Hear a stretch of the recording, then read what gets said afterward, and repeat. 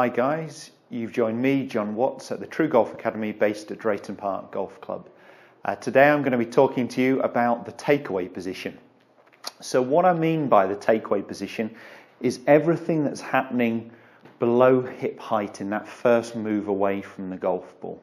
And I'm just going to run through some of the common errors that I see amongst amateur golfers that I coach here at the TruGolf Academy, and give you hopefully some good drills that you can take away, practice if you need to improve your takeaway.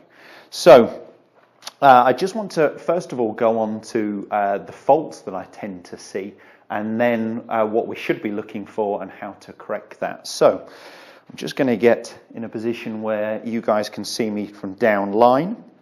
And the biggest issue I see with the first takeaway move is where the hands and arms are moving out away from the body.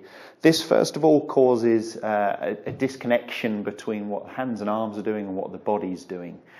So straight away we disconnect what this is doing from what this is doing. What we like to see with all real elite golfers is a real connection, that when the shoulders are turning, the chest is moving, their arms and hands move together, and quite often gets referred to as this one-piece takeaway.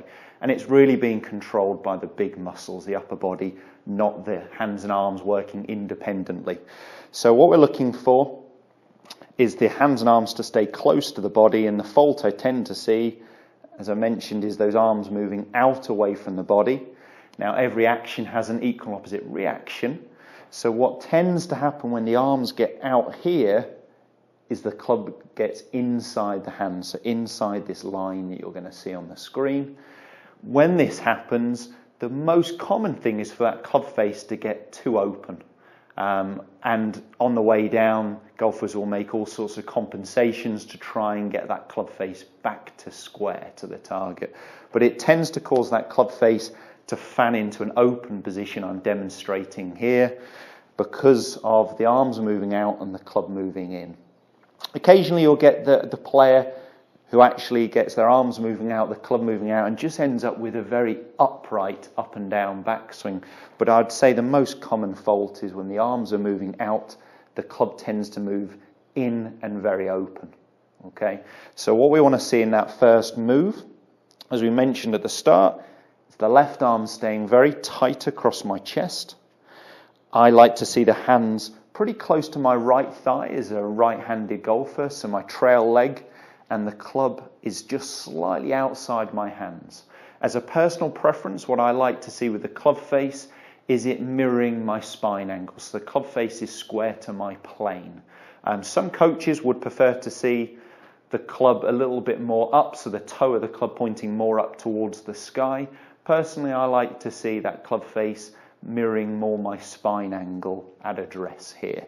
So again, one more time. My arms stayed very close to my body, my hands are very close to my right thigh, and my club is just slightly outside my hands. From there, if I just continue the turn, I'll be in a pretty neutral position at the top of my backswing. So I just want to give you a couple of exercises that I use here and have used with some success. A simple one, first of all, is just using a tour stick. Without this, you could use a bamboo cane just fine.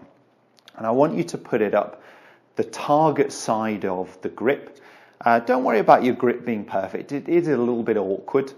If you had enough room in the end of the grip or an old club, you could possibly push that into there to elongate the length of the golf club, but just up the target side of the grip is fine. Now what I want you then to do is it's going to sit underneath your left arm. In fact, I'll show you from face on first of all. So it's going to sit underneath my left arm, my lead arm, and I'm just going to take the club away, and in doing so keep that cane in contact with my left side. So it's running down my body towards my left hip a little bit, but if I got it wrong, my arm's moving out, the club moving in, that cane is going to move well away from my body. So I'll just show you that from the downline position. So if I get it correct here, it's very connected. This is staying in contact with my left hip. If I get it wrong, as I demonstrated at the start, you can see this has moved well away from my body and actually pointing much more out right of target. We can do that quite simply, even without a cane. just using a belly club exercise. So sticking the end of the grip into your belly button. And what I want you to do from there is have something to focus on, have a golf ball or a tee peg in place. Take the club away, again, so your hands are around pocket height, and keeping the end of the grip in contact with your belly. If I stretch that club out, again, I'm getting to a very, very similar position, a very connected position where I'm using my chest to turn, not my hands and arms independently in that first move. The last one, and one I think you could take to the range, is just hitting it from a takeaway drill. So I'm just going to pop it on a small tee peg just to get used to start with. If you're feeling more confident, go straight off the driving range mat or off the turf. And what I want you to do is get into your setup position, make that takeaway position, have a check that you're in the right position. Left arm close to my chest, hands close to my right thigh, and my club is slightly outside my hands. And again, I've got that preferential club face position mirroring my spine angle. So I'm going to stop at that takeaway position, just check it's okay, look back at the ball, turn and go ahead and hit one. I wouldn't worry too much about the pace of the swing to start with, so I've just hit quite a gentle 7-iron there, carrying just under 150. You can build the pace up. I just really want you to get used to that first position, and from there it's a turn and hit. I hope those exercises help you, and please post your feedback, any questions you have below. Remember, if you liked the video, if you found the content interesting or useful for yourself, please give us a thumbs up and do subscribe to the channel for free. Thank you.